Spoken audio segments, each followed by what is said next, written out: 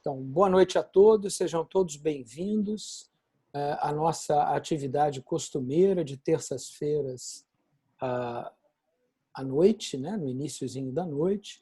Hoje nós temos a segunda parte da aula do professor Eduardo Costa, coordenador do Serviço de Alergia e Imunologia da UERJ, mestre pela UFRJ e doutor pela própria UERJ, e que já havia nos dado a sua primeira aula há mais ou menos 2 semanas atrás, onde ele falou da abordagem diagnóstica de doenças alérgicas, mas de outros temas, e hoje ele vai completar isso com as principais farmacodermias.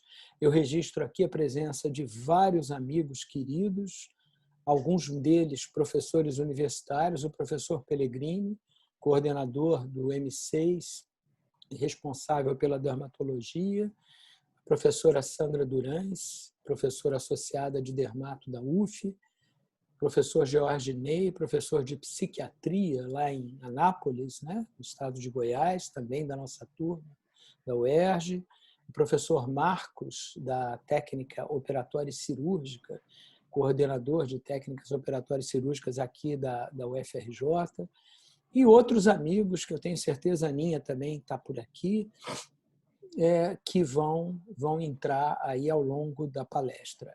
Edu, meu querido amigo, mais uma vez, muito obrigado pela disponibilidade e o microfone é seu. Eu que agradeço o convite e agradeço aí a presença de todos, né? Esse tema é um tema que faz interseção entre a minha especialidade, a alergia, e a dermatologia, e é ótimo ter, então, colegas professores da dermatologia, que eu já conheço há muito tempo, certamente vão poder acrescentar muito ao tema. Em relação aos alunos, né, como o Fernando comentou, é o pessoal do terceiro ano, então que está na semiologia, e desde o início a gente tinha combinado de focar mesmo mais em abordagem diagnóstica. Então eu não vou aprofundar em abordagem terapêutica, senão eu ia ficar mais de 1h30 falando, né, porque eu já sacrifiquei quem assistiu da outra vez, mas dessa vez eu espero não tomar tanto tempo assim. Bom, vamos lá, não há nenhum conflito de interesse em relação a essa apresentação. E cabe aqui uma revisãozinha, né, rápida de quando a gente fala em reação adversa a medicamento. A gente está falando num universo grande de possibilidades, onde a maioria das reações são as chamadas reações do tipo A, que são previsíveis. Então, 80% das reações adversas a medicamentos são reações relacionadas a efeitos farmacológicos dos medicamentos e que são totalmente previsíveis. Então, por exemplo, você usar um antihistamínico de primeira geração e ter sonolência, usar o corticoide e a criança ter agitação, né, psicomotora, e por aí vai. São efeitos que não são chamados de hipersensibilidade. A menor parcela das reações adversas a medicamentos, 20%, sim, são relacionadas à hipersensibilidade porque são imprevisíveis. E dentro desse grupo, a gente tem uma parcela que é alérgica, ou seja, uma reação imunomediada específica a determinado fármaco, em que o sistema imune monta uma resposta específica, e as reações não alérgicas, muitos chamam de pseudoalérgicas, quando a manifestação clínica é semelhante quando você tem um mecanismo imunolérgico. E dessas reações de hipersensibilidade, as farmacodermias são as mais comuns, são 30% aí desse total. Por isso, esse é um capítulo muito importante na alergia, que é a minha especialidade, assim como é um capítulo importante da dermatologia, e por serem situações comuns na prática clínica, é um capítulo muito importante para todos os médicos, né? Seja o pediatra, que vai ser o médico da criança, seja o clínico ou o clínico geral ou o especialista clínico que vai prescrever tantos medicamentos e pode ter que lidar com essas farmacodermias, seja até o ginecologista, né, o médico da mulher, que também muitas vezes é o médico ao qual a mulher vai recorrer inicialmente quando tem uma reação adversa ou uma farmacodermia. E aí a gente precisa relembrar um pouquinho, como imunoalergista, né, eu sempre vou puxar a brasa para a minha sardinha, mas é muito importante a gente relembrar aqueles mecanismos, né, que eu comentei na aula anterior, quando eu falei de doenças atópicas, e que a gente falava principalmente da resposta mediada por IgE. Aquela mesma resposta mediada por IgE, ou a resposta mais tocitária, então seja ela imunomediada por um anticorpo de classe G, seja ela desencadeada por fatores que ativem o mastócito, né, não de forma específica ou imunoespecífica, esse tipo de hipersensibilidade vai estar associado, por exemplo, à urticária e ao angioedema, que pode ser uma forma de farmacodermia se houver um medicamento envolvido na gênese da lesão. Da mesma forma, a reatividade chamada tipo 2, aquela mediada por anticorpos que se ligam a antígenos fixos num tecido, numa célula, pode estar associada a uma dermatose, por exemplo, por IgA, associada a medicamentos. Pode ser uma farmacodermia. Da mesma forma, nos mecanismos de reatividade tipo 3, né, também mediado por anticorpos, só que aqui eles se ligam a antígenos solúveis, formando imunocomplexos que vão ativar complemento, inflamação neutrofílica. Você pode ter uma vasculite de hipersensibilidade associada à droga, ou mesmo a doença do soro-like, onde você tem esse mecanismo agindo com alteração não só da pele, mas em outros sistemas. E não sei se vocês lembram da outra aula, né, aquela reatividade do tipo 4, que na nossa época, né, Sandra, Fernando, Jorge, era só tipo 4 e era essa resposta com interferon gama e células T ativando macrófagos. Um exemplo é o eczema de contato, que é uma alergia de contato que se desencadeia pelo contato do alérgeno na pele. Se esse alérgeno for um medicamento, isso também é uma farmacodermia, e que hoje também é dividida em 4A, B, C e D. E aí a gente tem os exemplos do rash maculopapular benigno, que é a farmacodermia mais comum, em que você tem células TCD4 da subpopulação TH2, estimulando uma inflamação, uma resposta eosinofílica. Isso pode variar desde o rash benigno até formas de acometimento sistêmico e mais grave, que é a DRESS, um exemplo principal. O tipo 4C, em que você tem ativação de células TCD8 citotóxicas, que vão induzir necrose, apoptose, morte celular. Isso é um exemplo, né, da síndrome de Stevens-Johnson e necrólise epidérmica tóxica. Esse mecanismo também atua no eczema de contato e numa forma menos grave, que é o eritema pigmentar fixo, e o tipo 4D, em que você tem células T que vão induzir uma resposta mais neutrofílica, e o principal exemplo é a pustulose exantemática aguda. Então, isso foi só para a gente fazer uma revisãozinha da imunologia básica aplicada, né, às farmacodermias. E vamos, então, falar um pouquinho de como abordar a farmacodermia. Para abordá-la, então, é importante a gente ter esse conhecimento prévio da imunologia básica. Por quê? Porque a partir dele a gente divide reações que ocorrem de forma imediata, então ocorrem dentro de 2 horas após a exposição ao fármaco, e reações não imediatas, que vão ocorrer com mais de 2 horas após a exposição ao alérgeno, eventualmente dias até semanas.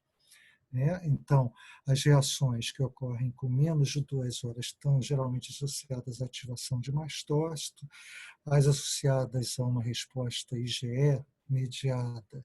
Então, imunomediada são as que ocorrem mais rapidamente, e as não IgE-mediadas, por exemplo, associadas à maioria das reações por anti-inflamatórios não hormonais, ou não esteroidais, ocorrem nesse período de até 2 horas após a ingestão, o uso do fármaco.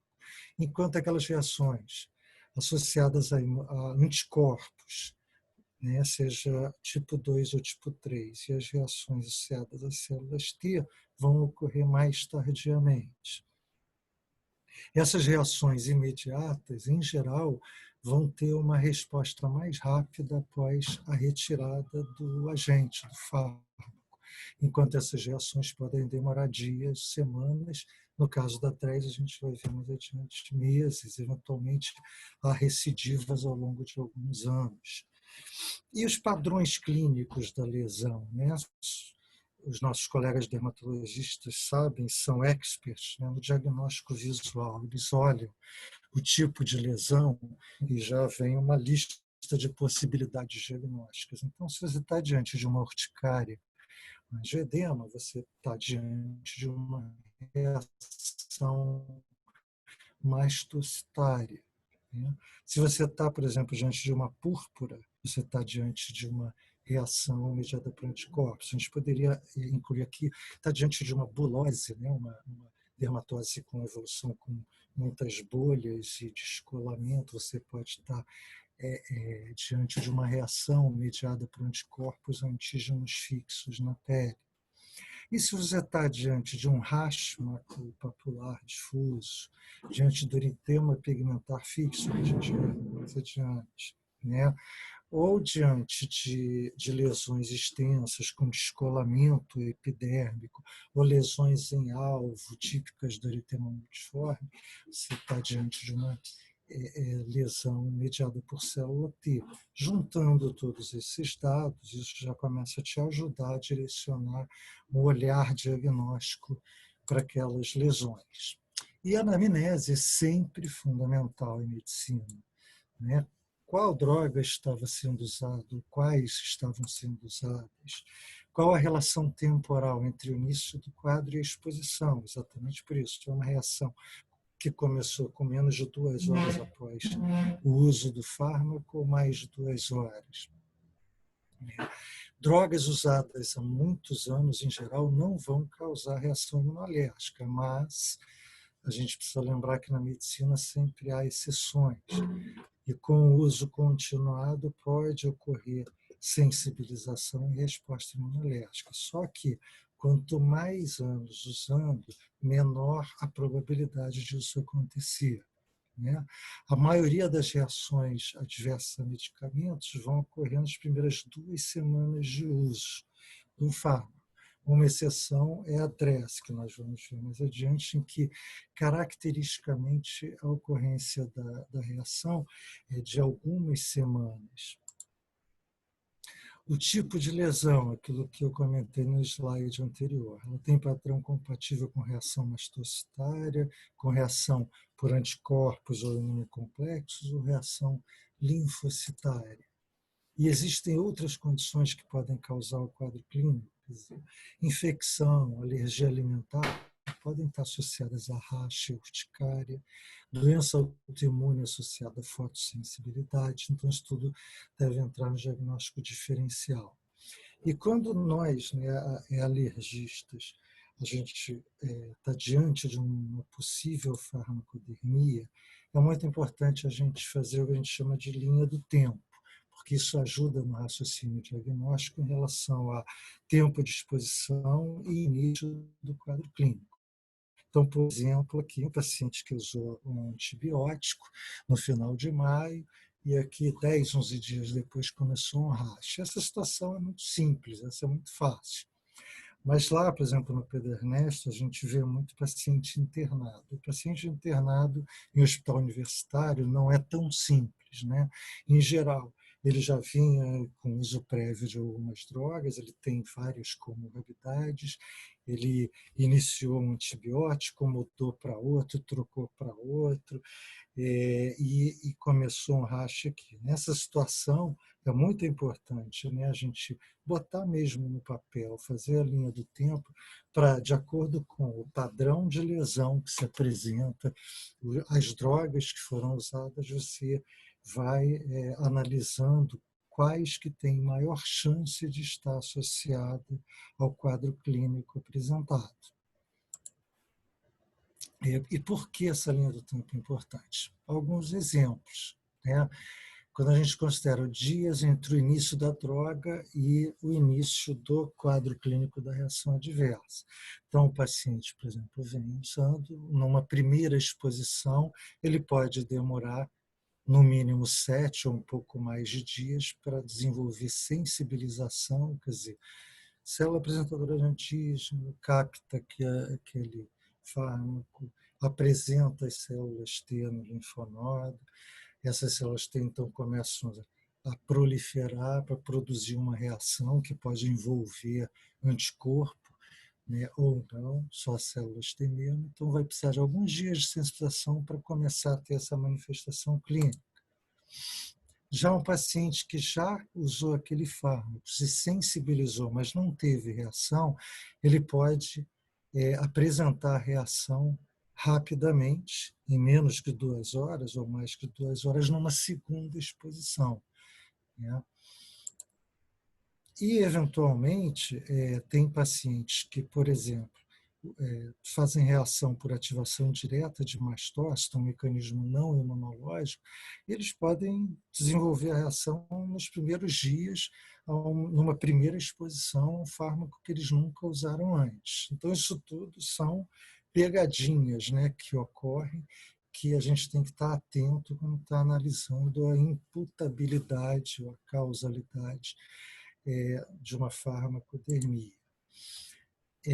Eu trouxe isso aqui para vocês, para quem não conhece, a escala ou algoritmo de Naranjo é uma ferramenta muito utilizada, principalmente nós que lá no Pedernest, a gente semanalmente percorre as enfermarias do hospital atrás de reações adversas graves, farmacodermias graves.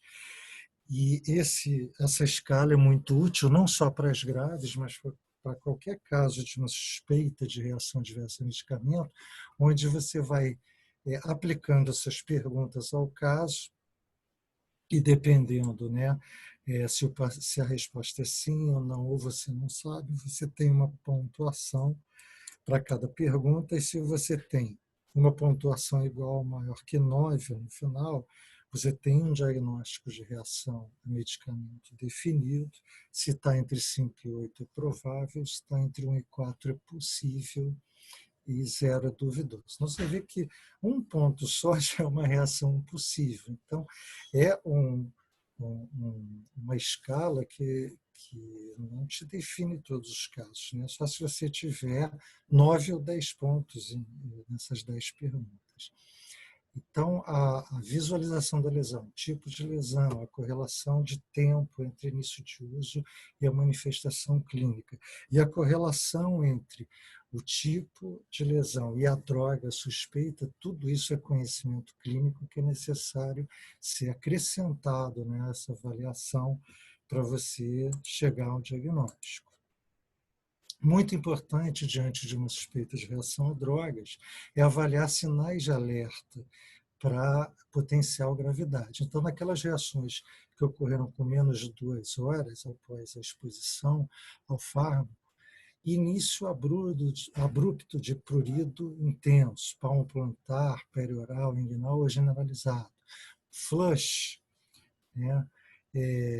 Angioedema oral no palato faríngeo-laringe, urticária grave e extensa, não urticária só regional, ocorrência de dispneia, broncoespasmo ou hipotensão, isso aí já é sinal de alerta e até sinais, critérios de diagnóstico para uma anafilaxia, que é uma reação sistêmica alérgica ou não alérgica, mas muito grave, tipicamente mastocitária. Nas reações tardias, né? Queda do estado geral, presença de febre, edema facial, ou edema eritematoso difuso, eritrodermia em grandes áreas corporais, lesões necrotizantes, hemorrágicas ou purpúricas, pele dolorosa. Então, quando você palpa a pele, a dor não é só prurido, por exemplo. Lesões vesicobolhosas, epidermólise, descolamento, sinal de Nikolsky, que é um sinal em que você fricciona a pele e a pele, a epiderme descola, né? Estomatite, mucosite, todos são sinais que chamam atenção para as chamadas reações cutâneas, adversas cutâneas graves a medicamentos. A DRESS, em que o edema facial chama muita atenção, a vasculite, em que lesões necrotizantes ou purpúricas vão chamar atenção para essa possibilidade. Desculpe. Lesões com descolamento epidérmico vão chamar atenção para a possibilidade de Steven Johnson e NET. Eu tenho um pouco de hiperresponsividade bronquial frio. Então, o tempo esfriou, eu começo a tossir facilmente. Bom, eu fiz uma divisão didática aqui por mecanismos, então vamos falar rapidamente das farmacodemias associadas à ativação mastocitária. São aquelas que se manifestam em menos de 2 horas após a exposição. Então, urticária e angedema são definidas pelo próprio aspecto e comportamento das lesões. Urticária, lesão eritemato-papulosa, caracteristicamente pruriginosa, tamanho, forma e localização variáveis e duração fugaz. A urticária clássica tem uma duração em geral menor que 24 horas e essa lesão é chamada de urtica.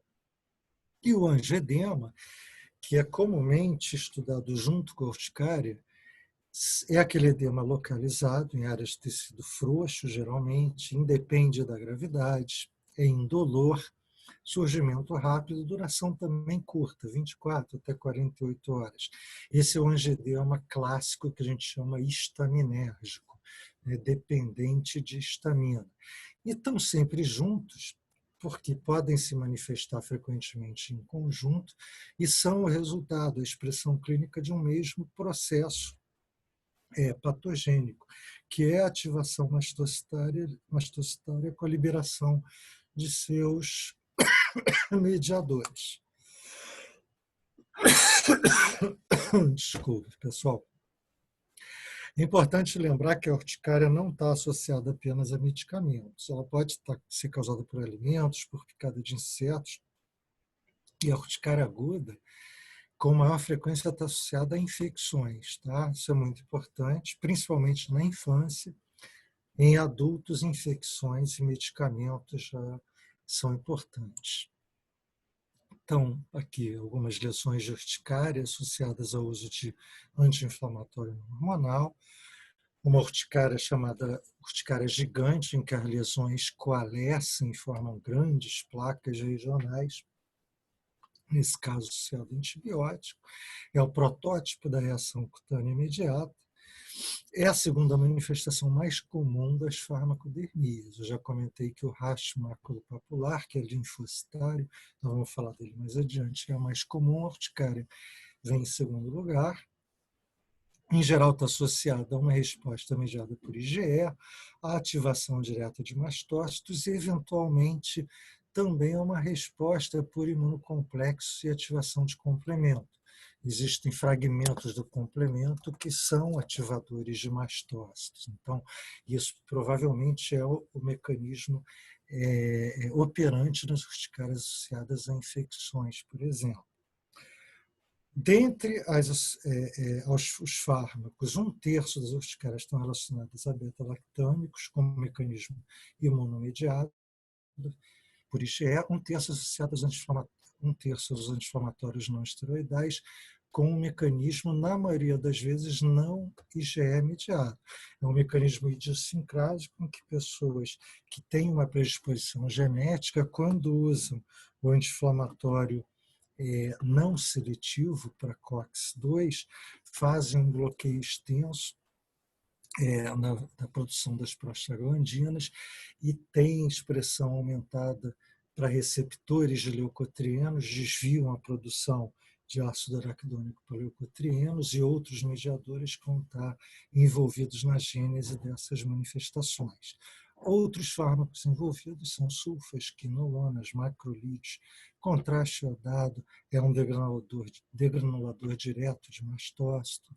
Bloqueadores neuromusculares podem causar urticária por mecanismo IgE mediado ou por degranulação direta, dipirona, clorexidine, coloides, hemoderivados e imunobiológicos. Então, a lista é bem grande e a gente deve estar atento para o uso desses medicamentos num paciente que aparece com urticária aguda diante de você.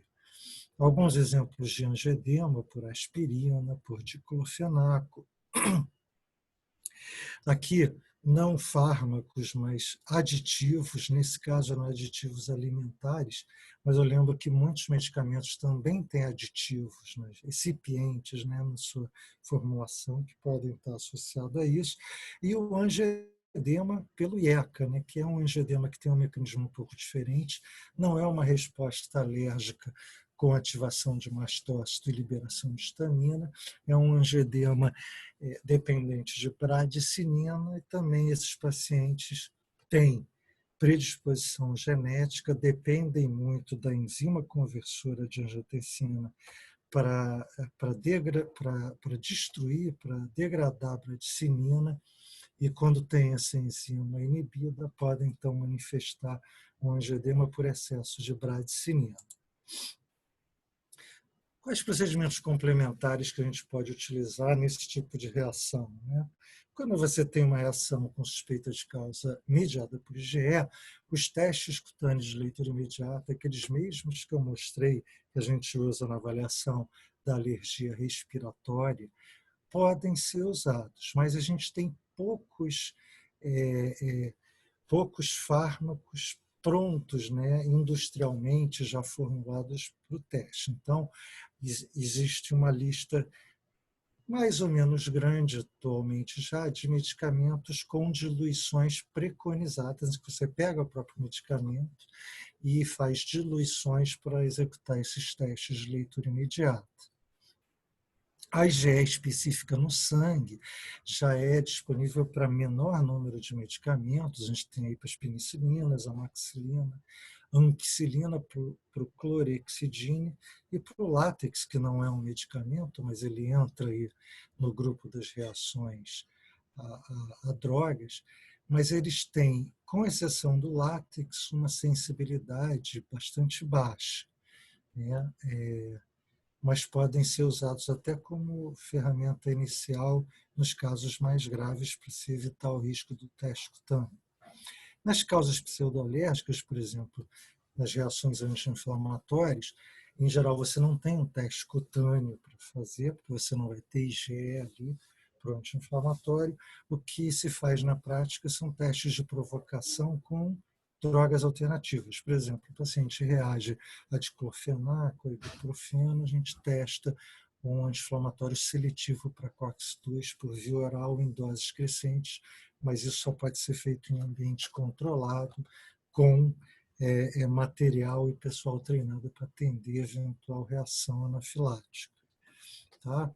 Existem em pesquisa testes de ativação de basófilos, com teste por citometria de fluxo, em que você vai estimular o basófilo do sangue do paciente com um fármaco suspeito em doses, concentrações diferentes, para ver se ele vai expressar na sua membrana marcadores de ativação celular.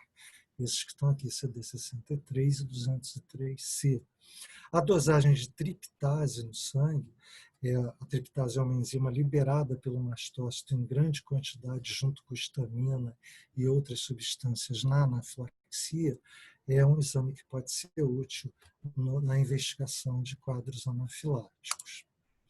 Vamos passar para as farmacodermias relacionadas ao mecanismo tipo 2, quer dizer, quando você tem um anticorpo específico que vai se ligar a um antígeno fixo, nos tecidos, né? Então, esse anticorpo se ligando a esse antígeno vai induzir ativação de complemento, e a ativação de complemento vai levar à inflamação, né?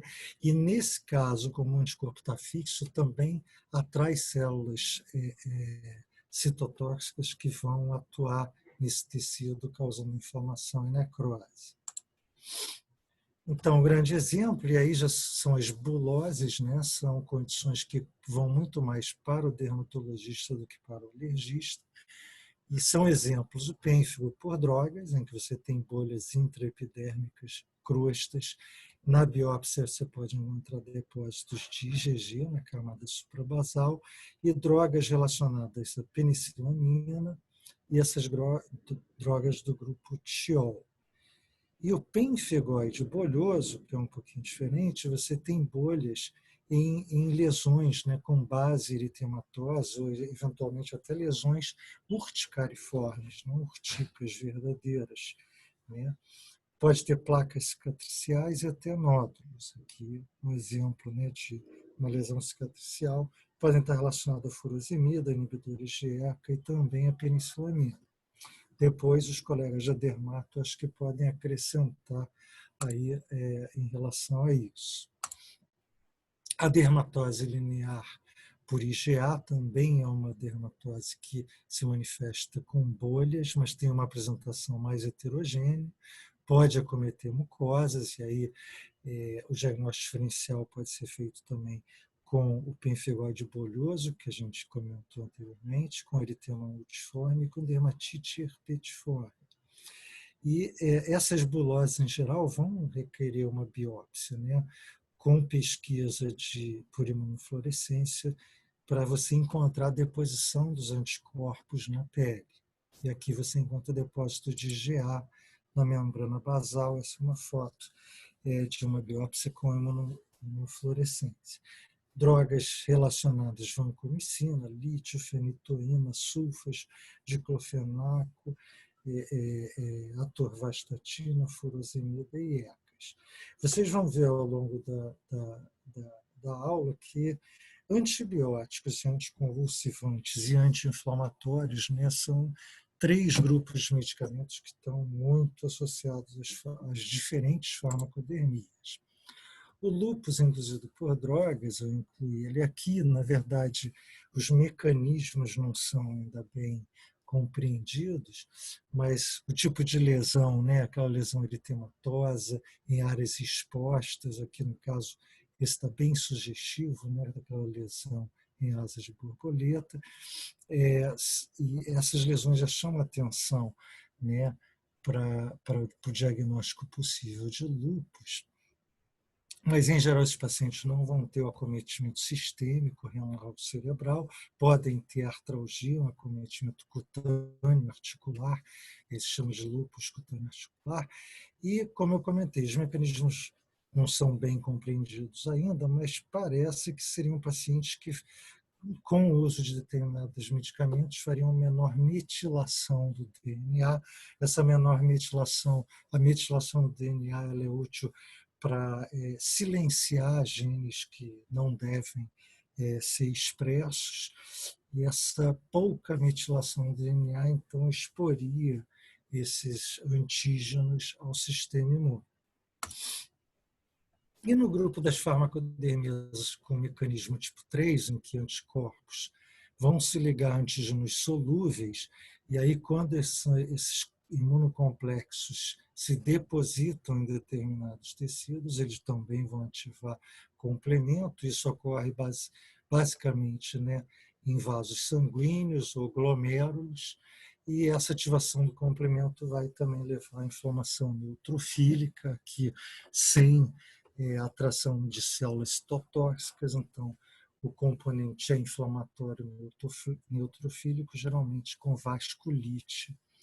E aí um grande exemplo desse mecanismo é a vasculite de hipersensibilidade, protótipo da reação cutânea por imunocomplexos, em que esses imunocomplexos vão se depositar em pequenos vasos aí da pele e levar a esse tipo de lesão.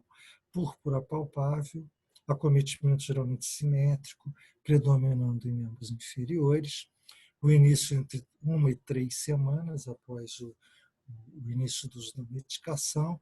Podem haver sintomas gerais, dependendo do maior ou menor acometimento sistêmico, então com febre, mialgia, anorexia, mal-estar geral. E na biópsia o que a gente encontra é vasculite necrotizante dos pequenos vasos com infiltrado neutrofílico e leucocitoclasia, que é uma alteração típica, né, do neutrófilo degenerado na parede vascular. E nos casos associados à reação a medicamentos, o anticorpo anticitoplasma de neutrófilo pode ser positivo. Drogas relacionadas: sulfonamidas, diuréticos, sulfonilureias, beta-lactâmicos, tapazol, PTU. Esse aqui foi um caso bastante grave de uma paciente lá do Pedro Ernesto, que a gente encontrou ela com a vasculite, assim, já as lesões coalescendo, né, evoluindo para áreas necróticas muito grandes, aqui já debridada, com exposição de tendões.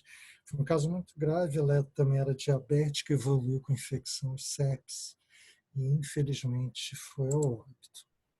A doença do Soro-Lai, que seria uma manifestação de doença por imunocomplexo, com acometimento além da pele, né, também com artralgia ou artrite, você pode ter glomerulite ou glomerulonefrite, acometimento renal, drogas relacionadas a cefalosporina, minociclina, o infliximab, o rituximab, provavelmente outros imunobiológicos também. E o eritema nodoso, que é uma forma de vasculite localizada, só que acometendo a camada mais profunda da pele, uma vasculite subcutânea, com essa formação tipicamente de nódulos dolorosos e eritematosos, e de predomínio também em membros inferiores. Sulfas anticoncepcionais, anti-inflamatórios e beta-lactâmicos estão associados, mas é importante lembrar que podem ser secundárias só a infecções também, assim como a urticária, e não está associada a nenhum medicamento. Que procedimentos complementares poderiam ser úteis aí, né? Hemograma, VHS ou PCR, avaliação da função renal, EAS, que vão poder estar alterados quando houver comprometimento. Quanto mais comprometimento sistêmico você tiver. A histopatologia, como eu comentei, né? A gente tem vasculite leucocitoclástica, na vasculite de hipersensibilidade, você pode encontrar imunocomplexos e complemento na imunofluorescência, e naquelas doenças mais associadas à manifestação de bolhas, né, pênfigo por droga, pemfigoide, depósitos de IgG ou IgA. No caso do lúpus induzido por droga, o FAM pode estar positivo. Quando é positivo, em geral, o padrão é homogêneo, que corresponde à presença de anticorpos anti-histona, né, que estão na cromatina. E esse padrão é bastante sugestivo de lúpus induzido por droga. E, como eu comentei, o anticorpo anticitoplasma neutrófilo na vasculite de hipersensibilidade por droga pode ser positivo, mas muitas vezes você não tem positividade nesses exames e o diagnóstico clínico é o principal. Vamos falar um pouquinho aqui das farmacodemias por mecanismo linfocitário, né, aquelas do tipo 4, vão ser as que vão ter manifestação mais tardia após exposição ao agente.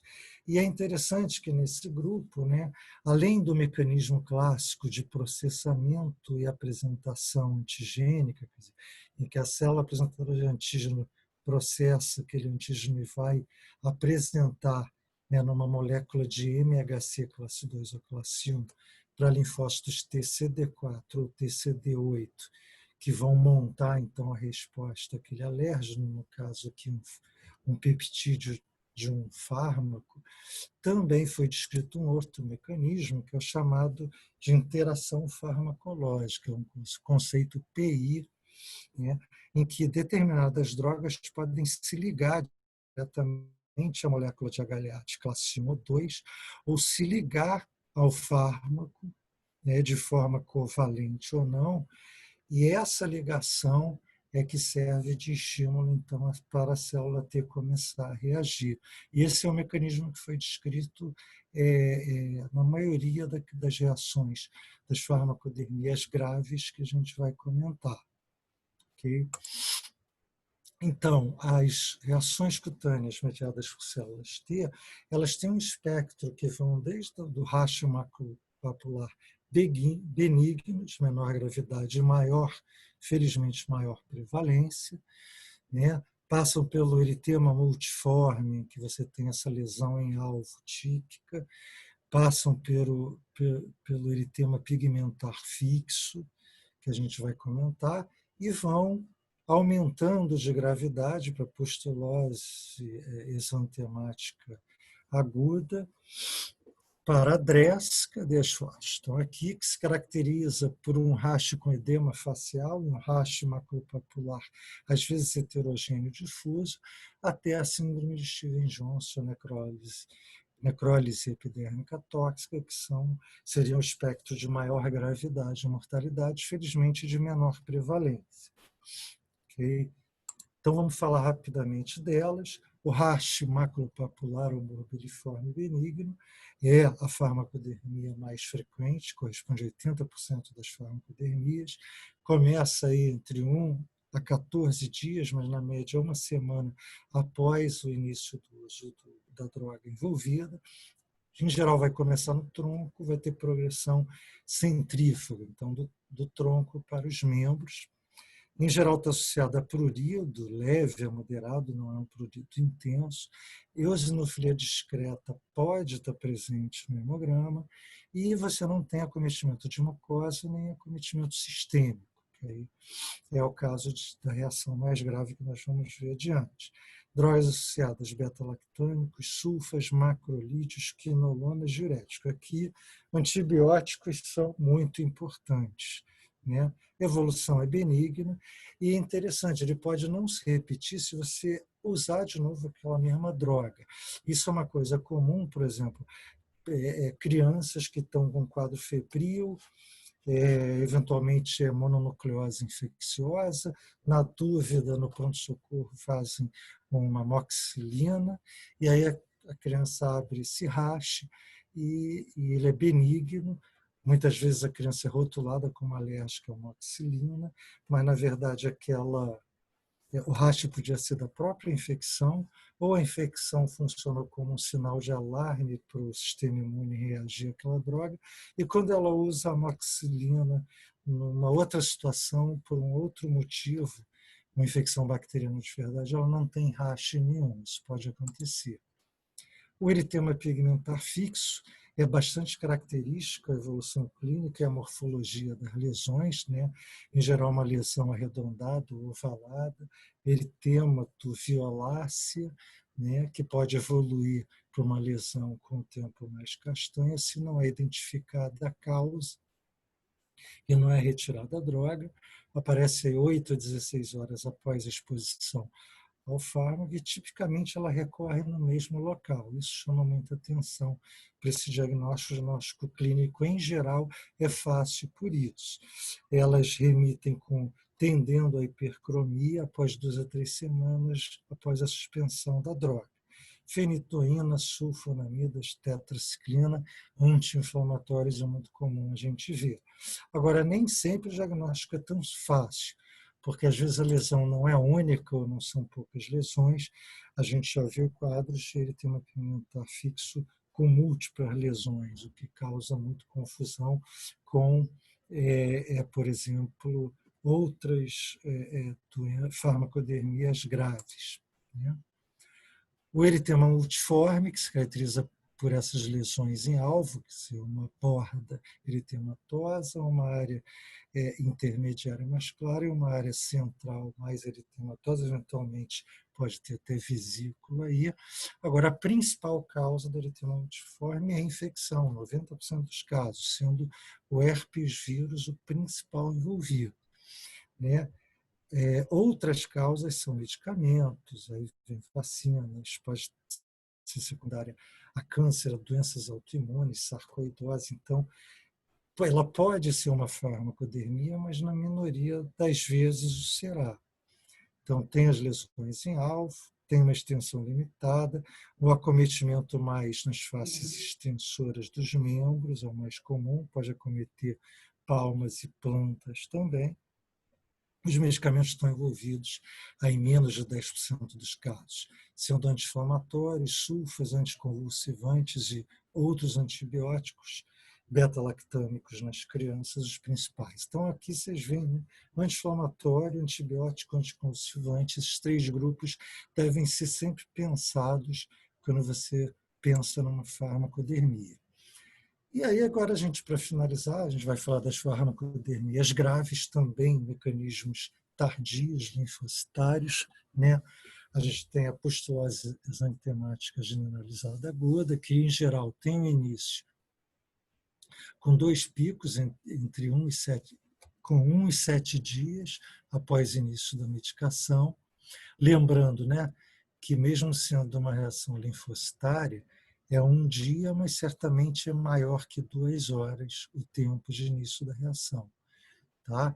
E se esse paciente já usou a medicação anteriormente, já se sensibilizou, ele pode usar agora e começar a reação no primeiro dia.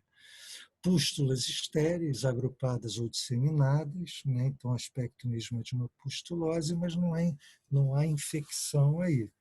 Há inflamação. Né? A inflamação lá daquele tipo 4D, né? Em que a resposta linfocitária, o linfócito atrai muito neutrófilo.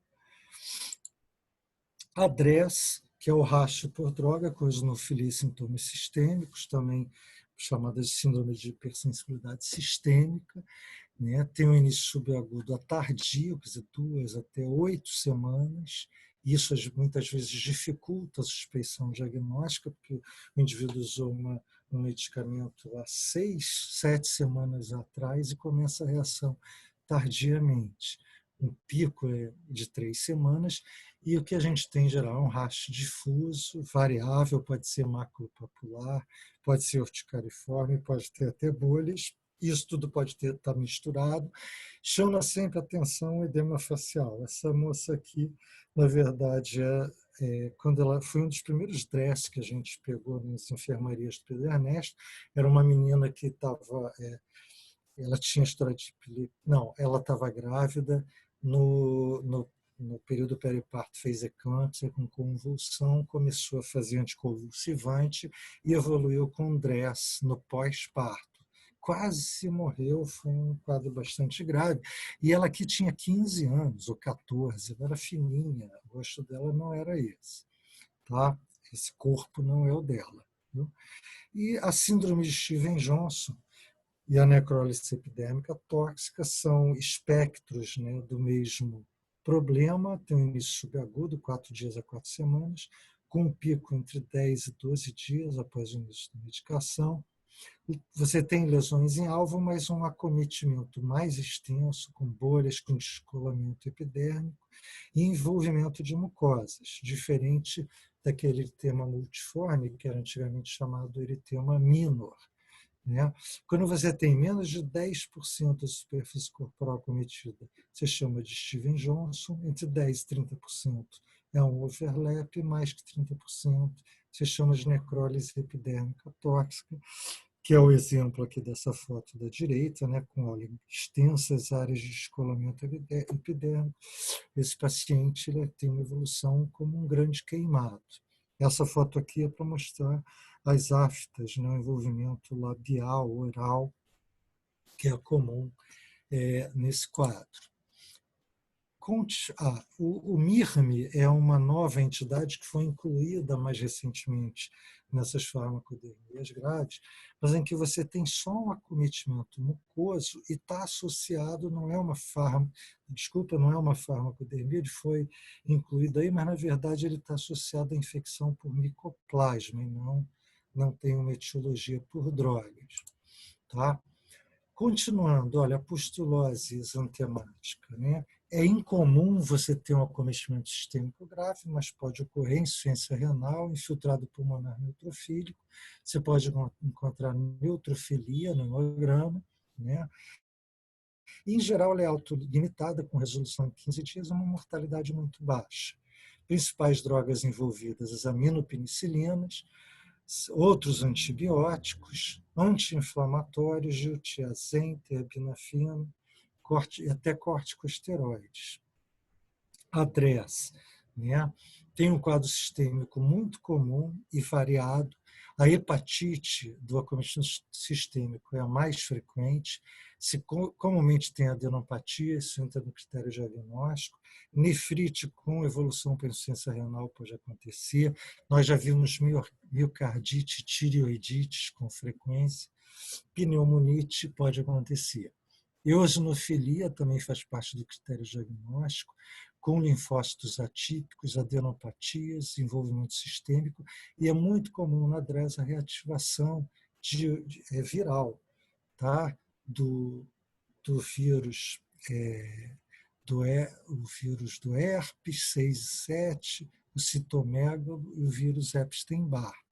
E aí não sabe o que vem primeiro, o ovo ou a galinha, né? Se a reativação viral colabora para a reação ou é a própria resposta imunitária? Uma tentativa de resposta imune reguladora, tentando diminuir a resposta imune à droga que facilita a reativação viral. E você vai ter, com frequência, alterações no hepatograma, além de alterações renais e outras. E a evolução pode ser muito longa. Esses pacientes precisam ser acompanhados durante 5 anos para receber alta. Em geral, o rastro dura meses, pode flutuar e você precisa usar corticoide e diminuir a dose do corticoide muito cuidadosamente, e você pode ter complicações tardias com frequência, incluindo autoimunidade tiroidiana e com mortalidade de até 10% na fase aguda. Olha, os anticonvulsivantes muito associados, o halopurinol, além disso, sulfonamida, streptomicina e dapsona. E no Stevens-Johnsonete, né, você tem um quadro sistêmico comum intenso, com lesão de mucosa, queda do estado geral. Esses pacientes, principalmente com NET, podem evoluir para disfunção renal e sepse com certa frequência. Você pode encontrar neutropenia e ou linfopenia no hemograma, alterações relacionadas à insuficiência renal aguda e à sepse, uma mortalidade já de 30% até 45% na NET. Então, é um quadro realmente muito grave, em que a grande maioria dos pacientes vão ter sequelas, os que sobrevivem. Sequelas oculares com alterações corneanas, sequelas vaginais nas mulheres e as sequelas da própria pele cicatriciais. Alopurinol, fenitoína, carbamazepina, lamotrigina, sulfas e vários outros. Vários antibióticos podem estar envolvidos, anti-inflamatórios, antidepressivos, até pantoprazol já foi relatado.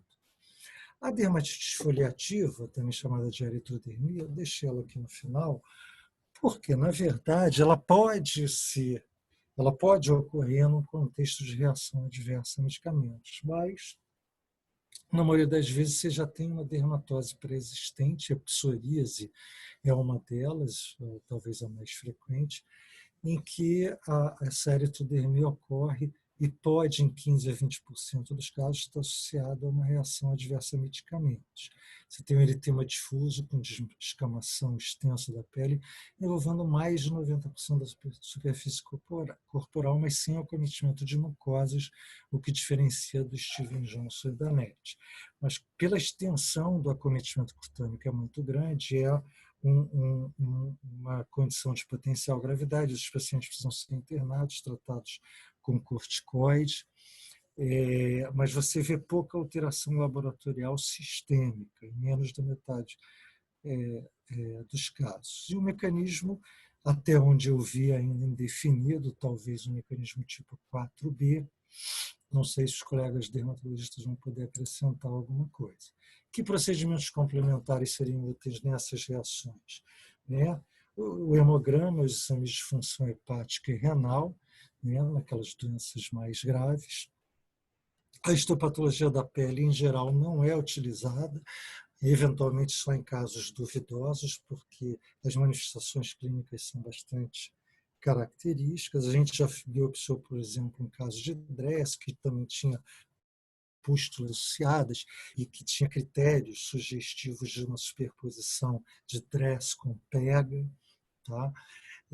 Os testes de contato, principalmente com anticonvulsivantes nas reações graves, estão sendo estudados. A gente faz lá no Pedernesto e vê positividade principalmente na DRESS com carbamazepina. Isso ajuda a afirmar, né, a causalidade.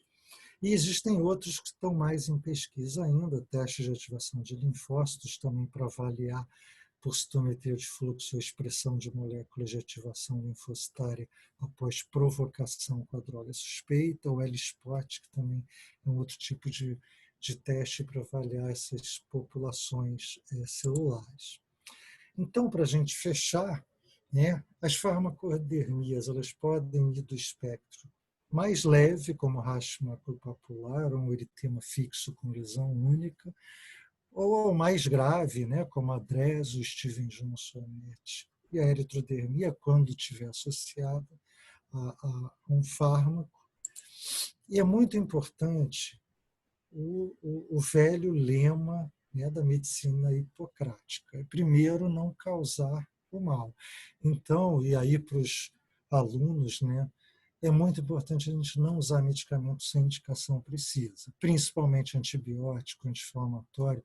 O anticonvulsivante a gente não vai usar sem uma indicação precisa, mas antibióticos anti-inflamatórios são muito usados, muitas vezes desnecessariamente. E o halopurinol também, muitas vezes é usado por uma hiperuricemia sintomática, e nós temos alguns casos de DRESS por halopurinol nessa situação, em que o remédio acabou sendo a iatrogenia é muito mais grave do que a hiperuricemia que o paciente tinha. Alguns pacientes podem apresentar HLAs que aumentam o risco dessas reações graves, principalmente a DRESS e Stevens-Johnson. Tá? Então, isso pode ser utilizado também quando há principalmente se é uma história familiar de reação, e você pode fazer essa pesquisa no paciente, aumentando a sua suspeição ou o seu risco, né, de reação. Quando a reação já está instalada, é fundamental a exclusão imediata da droga ou das drogas com maior imputabilidade, quer dizer, que tem um maior nível de suspeição como causadora do quadro. O tratamento, como eu falei no início, não dá para a gente entrar nele, mas o tratamento é muito de suporte, né? Cuidados também com a pele, porque muitas dessas farmacodermias evoluem com descamação, pele ressecada, então você tem que usar emolientes, antihistamínicos para controle de prurido, corticoide tópico em alguns casos, né, leves, corticoide sistêmico em dose alta é mandatório na DRESS, na eritrodermia, e a imunoglobulina intravenosa é discutida aí na DRESS, no Stevens-Johnson e NETs. Parece que tem um efeito benéfico melhor do que o corticoide, né? Bom, era isso. Desculpa ter tomado tanto tempo, mas muito assunto, muito dado para a gente falar. E agora eu estou aberto aí aos comentários dos colegas, né? E principalmente dos colegas dermatologistas, e as perguntas dos alunos. Edu, Muito obrigado. muito bom. Vamos passar aqui para as perguntas. Depois eu vou passar a palavra também para o Pellegrini e para a Sandra. E eu vi também que está presente aqui junto conosco a doutora Maria Inês Pereló, que trabalha aí com você, né? A Muito coordenadora bom. lá do ambulatório de Então, farmacodermias, né? deixa eu só mostrar aqui para vocês a doutora Maria Inês, que ela chegou no final, né? E Não, realmente ela já estava ah, há é? algum tempinho. Não, que bom. Então, a doutora Maria Inês, ela está aqui no centro da foto. Cadê? Você não tinha saído da apresentação, eu acho. Sai e aí volta para ela. Isso. Peraí. Certo. Compartilha a sua tela de novo.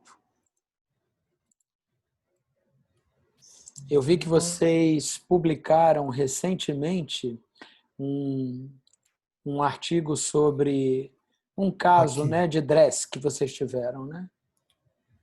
Sim, não, a doutora Maria Inês, que, assim, eu comecei lá atrás, né, em 2003, do serviço, em 2010, 2011, a doutora Maria Inês chegou para compor equipe junto com a doutora Gabriela, e eu propus a ela, então, de começar esse ambulatório específico de reação adversa a medicamentos. Ela abraçou a causa com todo o entusiasmo e competência que ela tem, e hoje ela que me dá aula de reação adversa a medicamentos. Eu estava aqui de dublê, né, a doutora Maria Inês, que está aqui no centro dessa foto. Aqui tem vários alunos, o doutor Fábio Kuchner, que faz a alergia pelo departamento de pediatria, e trabalhamos juntos. A doutora Gabriela está aqui, nós temos outra colega staff que não está nessa foto. Você sabe que aqui em Cabo Frio nós temos uma família Pereló muito antiga, muito tradicional. Não sei se a Maria Inês é dos Pereló daqui de Cabo Frio. Tem algum Olá, parente? Fernando. Tudo bem, ela Maria é Inês? de Boa Cabo noite, Frio. tudo bem? Você é parente do Marcelo Pereló? É meu Pessoal, primo. vamos Um ativar, grande amigo, grande vamos amigo. ativar as câmeras para a gente poder se ver. Ele era o provedor aqui, quer dizer, ainda está ligado, né, à Irmandade de Misericórdia aqui do Hospital Santa Isabel, que é onde eu coordeno a área de hemodinâmica. É um grande prazer ter legal. você aqui, Maria Que Inês. bom. Vou falar com o Que Marcelo, bom, eu prazer é estive com a meu. prima dele, ainda que virtualmente. Isso Mas, aí. pessoal, vamos lá, vamos passar aqui para algumas perguntas, Edu. E aí depois eu gostaria também que a Sandra, o Pellegrini falassem algumas coisas, mas eu queria primeiro te passar as perguntas dos alunos, que eles podem até comentar em cima, né?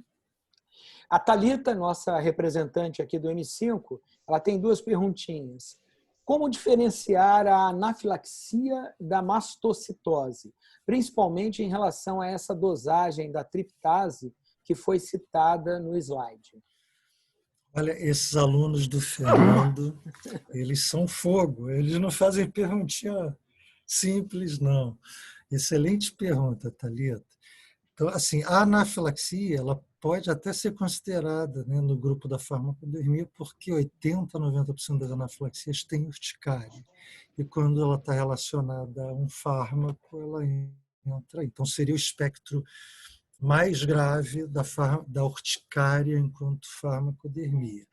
E a mastocitose é uma condição em que você tem uma neoplasia, né, com um excesso de mastócitos no organismo. Ela pode ser só cutânea, pode ser sistêmica, você pode ter infiltração de mastócitos também em órgãos, em vários órgãos, e esses pacientes têm uma predisposição até a ter um maior risco de anafilaxia por isso. Eles podem ter anafilaxia desencadeada por várias coisas. Existe até um outro grupo, que é um grupo que a gente chama de síndrome de ativação mastocitária. O paciente não tem mastocitose, mas ele tem um polimorfismo genético num gene chamado c-KIT, e ele tem mastócitos que, apesar de número normal, são mais propensos à ativação por diversos fatores. Então, esses pacientes também podem ter anafilaxia.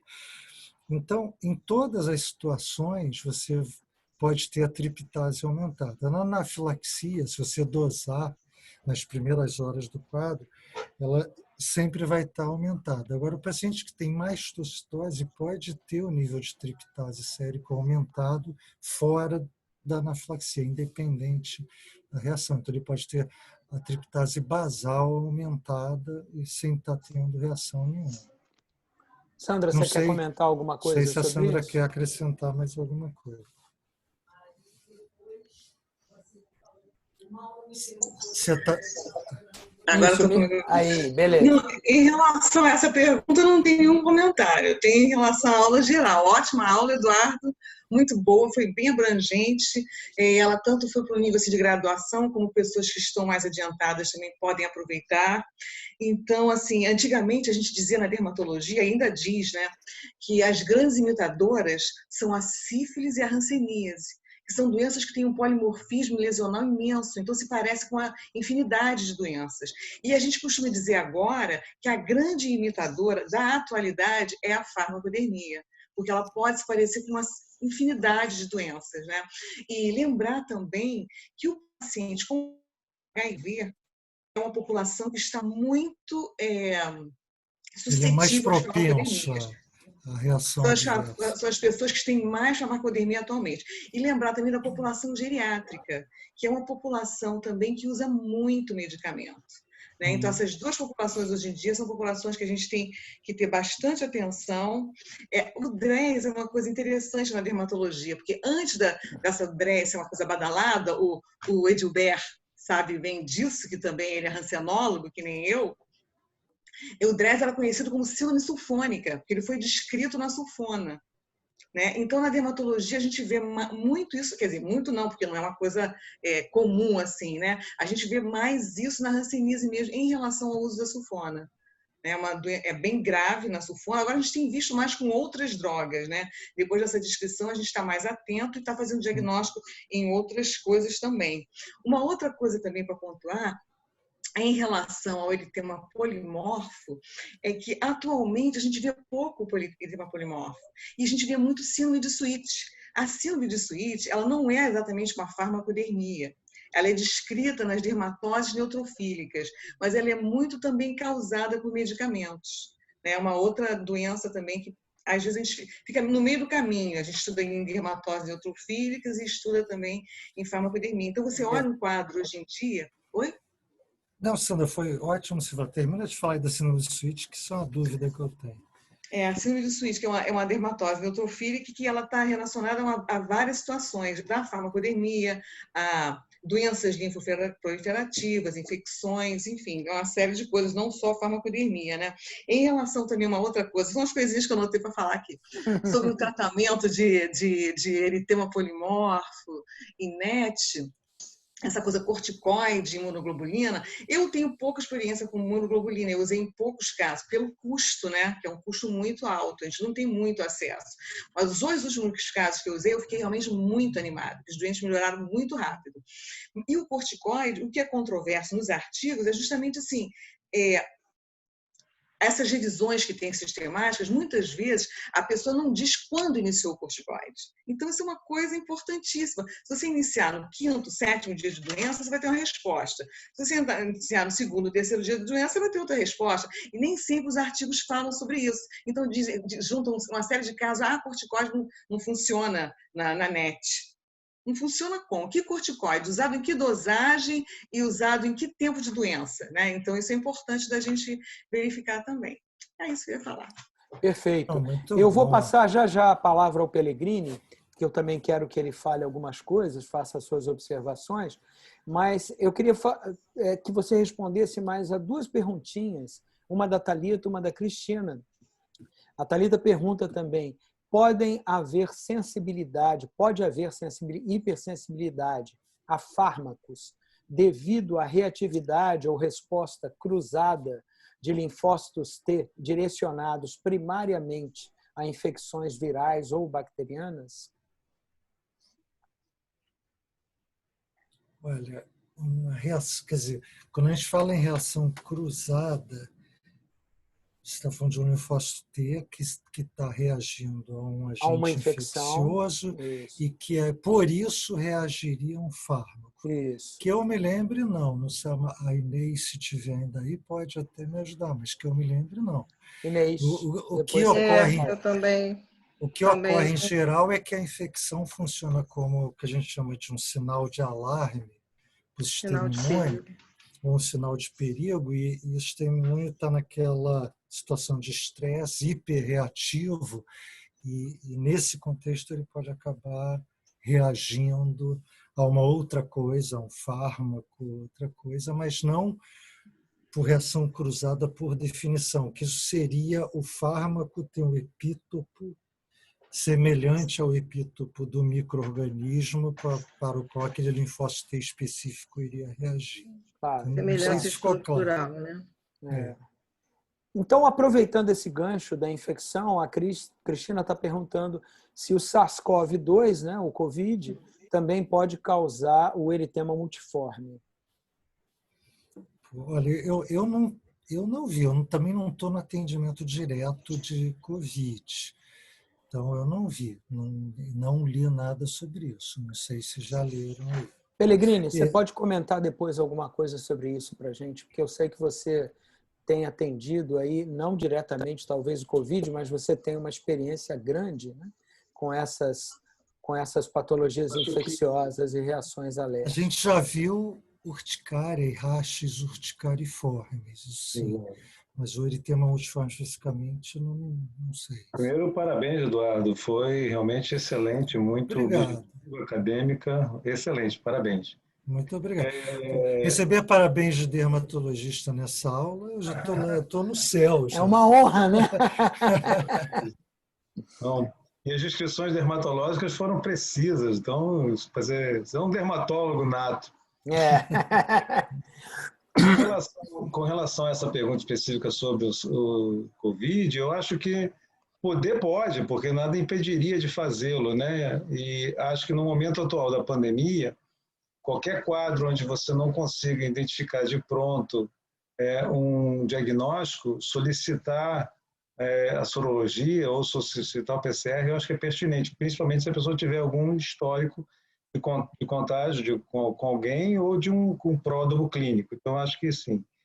E só para reforçar, acho que nos seus primeiros slides foi sobre a anamnese.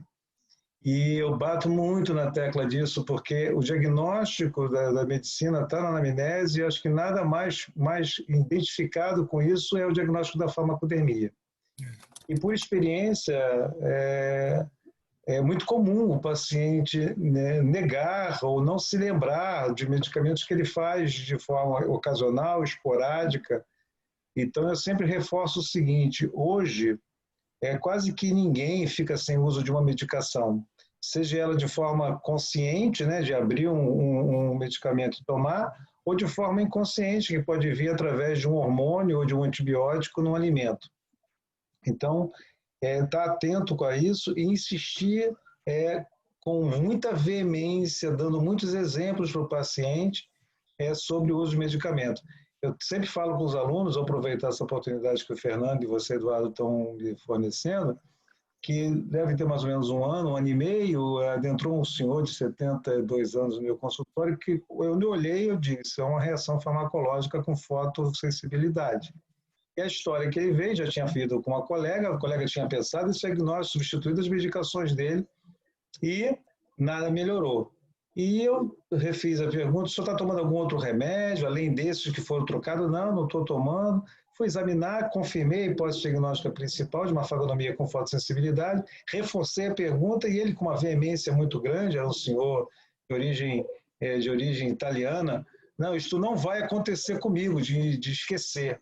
Tá bom, voltamos para a mesa e aí o meu anjo da guarda me fez rever o estado civil dele. Ele era viúvo, com 72 anos. E aí eu perguntei, o senhor é viúvo, né, senhor José? Ele, o senhor tem uma namorada? Tenho sim, doutor. E o senhor usa algum estimulante? Claro, né, doutor? Ou seja, ele tinha esquecido de falar para a colega que ele usava um estimulante sexual, eu acho que na época foi o Viagra que eu anotei, e isso era a causa da farmacodemia dele. Então, insistir, se você tem a hipótese diagnóstica, você tem que realmente procurar até encontrar, porque é um principal diagnóstico aí hoje em dia, como Sandra falou. Perfeito, e aí, perfeito. Aproveito para lembrar que é insistir para o paciente com os naturais. Ele Sim. toma a vitamina natural, um produto natural, e tudo que não é natural do nosso organismo pode ser um imunógeno. Edu, o professor Marcos uma aqui... Tática. Fala, Sandra, depois eu... Uma tática para a gente conseguir essa informação do paciente, que como o Edilberto falou e o Eduardo, às vezes é uma coisa difícil. O paciente toma muitos medicamentos ou ele acha que não toma nenhum, ele se esquece. Né? Ou, às vezes uma coisa que para ele é muito habitual, ele não considera um medicamento. Né? Então, uma coisa que a gente faz, em vez de perguntar, o senhor toma algum remédio? Você começa pelo sintoma. O senhor tem dor de cabeça? O senhor tem dor na coluna? A senhora tem cólica menstrual? Quer dizer, então começar pelo que ela... O que pode fazer essa pessoa tomar um remédio? Você ir pelo caminho inverso. Então, às vezes, você consegue chegar nessa pergunta, nessa Pessoal, resposta. para os alunos aqui, essa informação da Sandra foi fundamental. E isso não é só nas alergias, não, em tudo na medicina.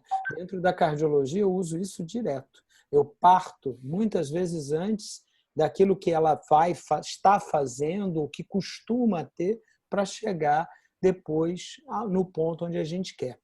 O professor Marcos, aqui, da UFRJ, queria fazer uma pergunta. Marco, vamos lá, meu querido. Sempre presente, né? Esse é Graças a o Deus. cirurgião que mais assiste aula de clínico que eu já vi. Eu sou anestesiologista, por isso que eu gosto. Então é por isso. Então é por isso.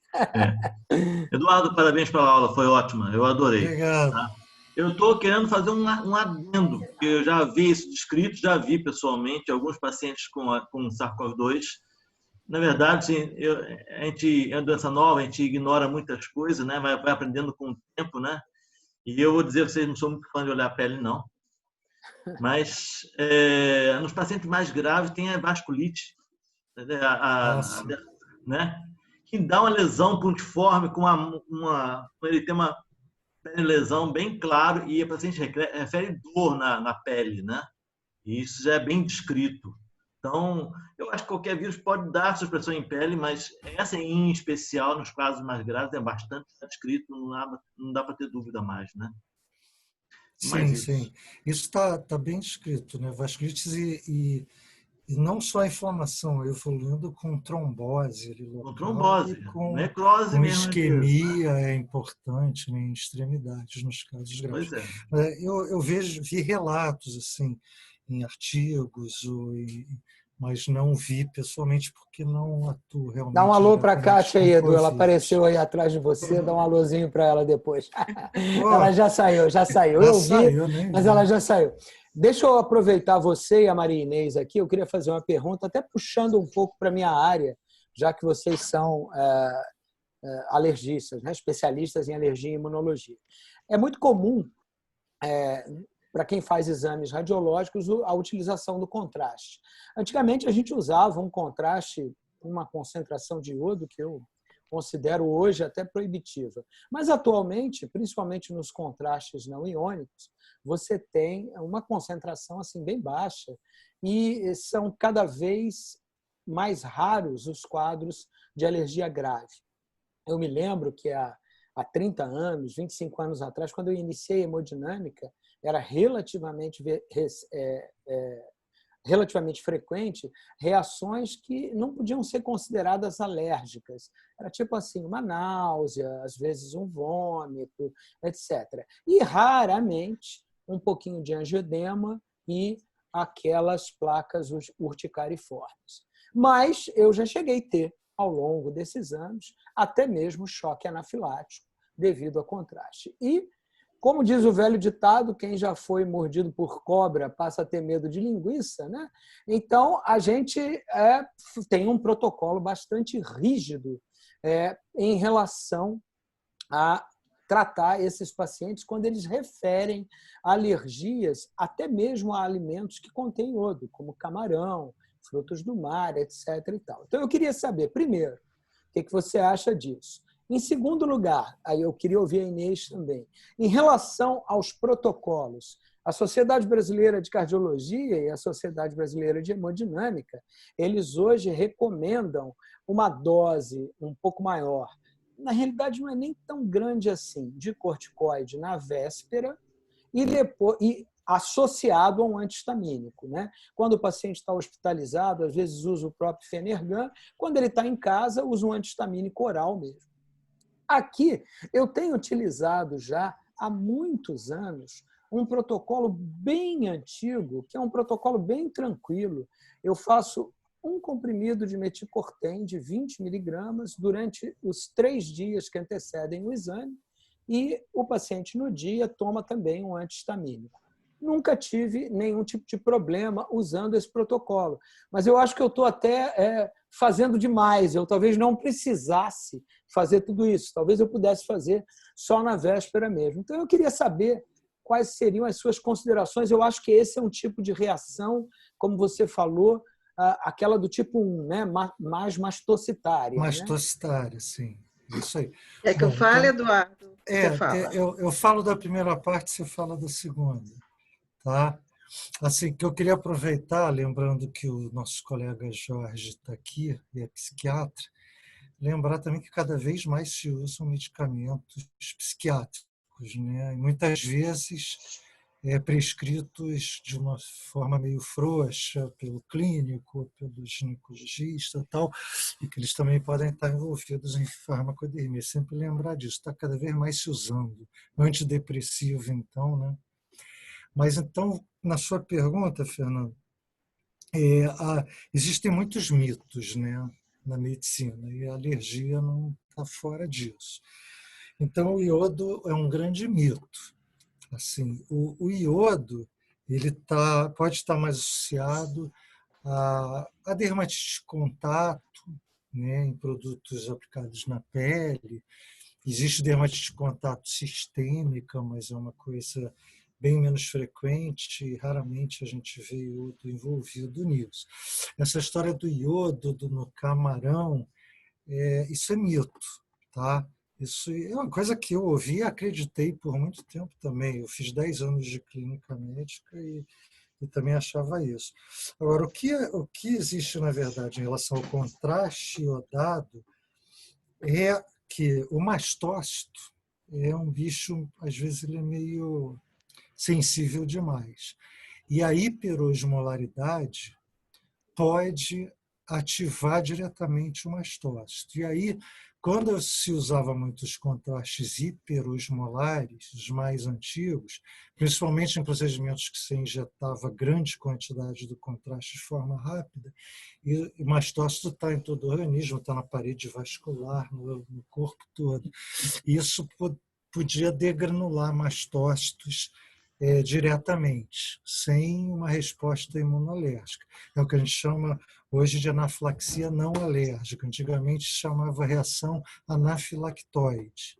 Tá? E hoje os contrastes, principalmente usados nesses procedimentos maiores, não são hiperosmolares. Não. Tá? Então, o risco deles causarem uma reação desse tipo é muito menor.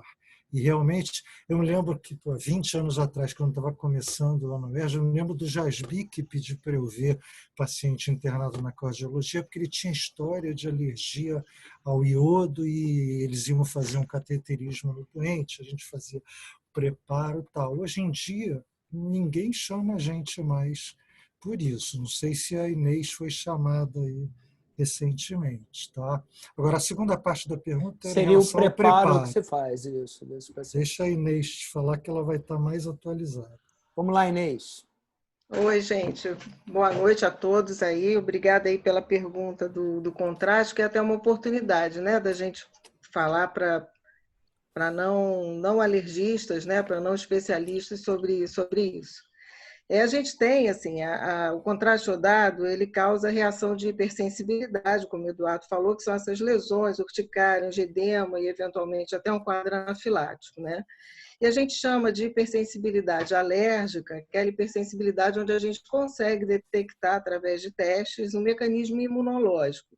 E quando a gente não tem um mecanismo imunológico, como ele falou, quando a gente tem uma liberação direta do mastócito, a gente vai ter a hipersensibilidade não imunológica, né? Que a gente chama de pseudoalergia, né? Alguns gostam, outros não desse termo. Então, esses contrastes que você falou, Fernando, mais antigos, eles causavam muito essa reação de liberação direta de histamina, né? Tá. E para essas reações, o preparo ele pode ser até efetivo, né? Ele pode controlar. O problema é que, ao longo do tempo, com a mudança do tipo de contraste, a gente tem contrastes que têm menos propensão a fazer isso, e, em compensação, eles têm mais chance de causar reações alérgicas verdadeiras, tipo IgE-mediadas. Então, a gente tem que tomar um pouco de cuidado, porque, antigamente, por exemplo, era uma questão fazer um teste para essas reações pseudoalérgicas, porque esses testes geralmente dão negativo, né? Ou davam reações que eram falso positivas. Mas, atualmente, os testes para contrastes iodados, esses mais novos, eles vêm sendo feitos. Inclusive, quando o paciente tem reação a um, a gente tem que testar outras alternativas e a gente vai usar exatamente aquela alternativa que no teste não deu nada. Ok. Então, e quanto ao preparo desses pacientes? Você faz um preparo com corticoide, não faz? Ou Não, recomenda? esse preparo com corticoide, ele pode ser feito e pode ser eficaz nas reações que são pseudoalérgicas, né? Tá. Nas reações que são alérgicas verdadeiras, a gente tem que procurar uma alternativa que não seja positiva no teste. Entendi. Entendeu? E aí, não adianta a gente fazer um preparo num paciente que tem uma reação alérgica verdadeira, porque só o preparo não segura. Ah, não Ele pode, segura. apesar do preparo, não. Era isso que eu queria Apesar do saber. preparo evoluir. Pelo quadro contrário, anafilático. o preparo pode até mascarar uma reação Isso. grave anafilática. E essa reação, ela Isso é ruim. depois pode acontecer mais tardiamente ou não? A gente tem as reações imediatas, né, que são urticária, edema e anafilaxia, e pode ter reações tardias também, né, de todos os tipos.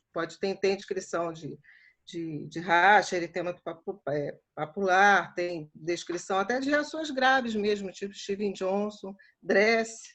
Inclusive, o contraste, assim, recentemente saiu uma publicação falando com relação ao tempo de latência, né, o período de latência, em geral, como o Eduardo falou, um período de latência maior, né, os pacientes têm que usar durante um tempo mais longo, mas os contrastes eles estão dentro de um grupo de medicamentos que pode causar um DRESS mesmo com menos tempo, assim, usando a menos de 15 dias, né? Usou por um tempo e desenvolveu o resto. Os contrastes mais novos, né?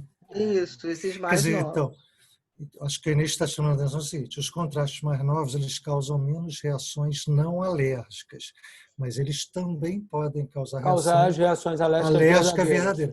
Aí, nesse Entendi. caso, se a pessoa tem uma história de uma reação, de uma anafilaxia com contraste, tem que se coletar. E vem a anamnese, saber qual contraste foi usado. Ir ao local onde fez o exame, quer dizer, o paciente ir lá pedir um relatório para saber qual droga foi usada.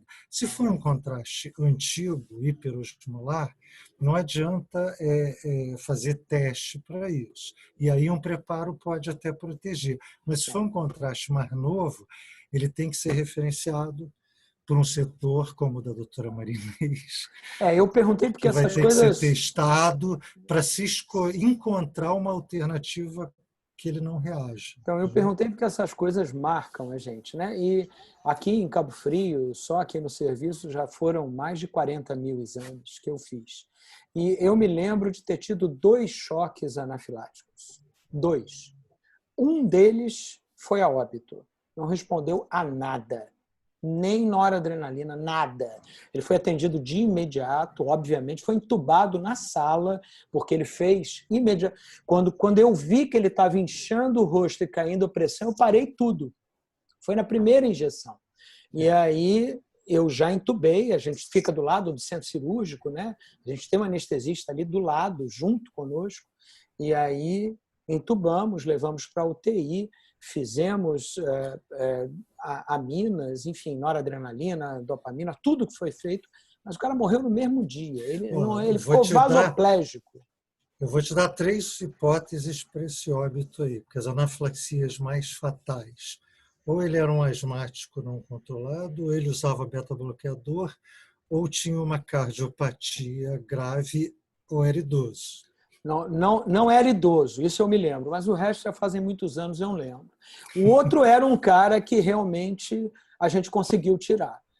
Ele fez uma reação anafilática, ele fez broncoespasmo, ele fez angioedema de face, fez edema de glote também, mas a gente conseguiu contornar e ele não chegou a fazer aquele choque vasoplégico, ficou um pouco hipotenso, depois melhorou.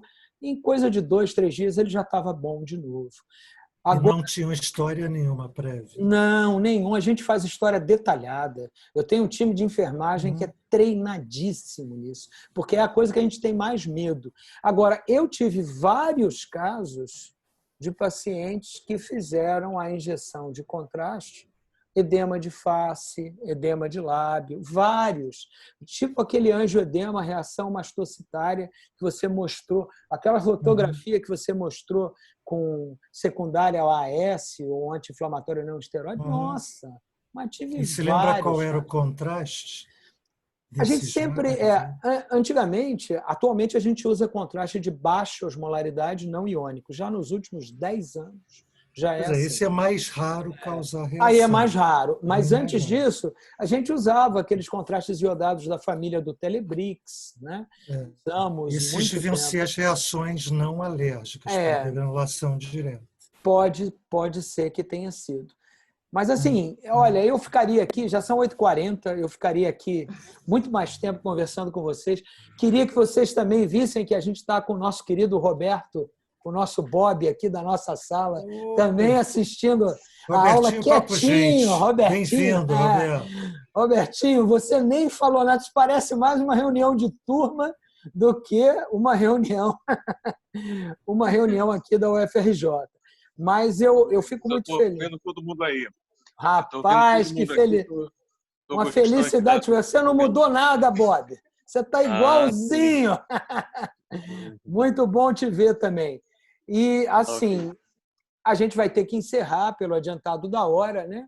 E eu queria agradecer a presença de todos os professores, em especial aqui dos meus colegas de turma e da Maria Inês, né? Que nos prestigiou aqui. Foi muito bacana. Amanhã mesmo eu vou falar com o Marcelo, que uma parente dele esteve aqui comigo virtualmente. Legal, pessoal, legal. Beijos a todos. E hoje ainda eu disponibilizo o link, né? Eduardo, eu vou passar para você. Você passa para eu passo. Para o resto do pessoal, eu vou colocar nos nossos grupos de WhatsApp. Tá bom? Maravilha, obrigado. Grande beijo aí, beijo. Obrigado pela oportunidade, aí. Bom ver vocês todos. Jorge, meu irmão, grande abraço. Até mais. Abraço a todos.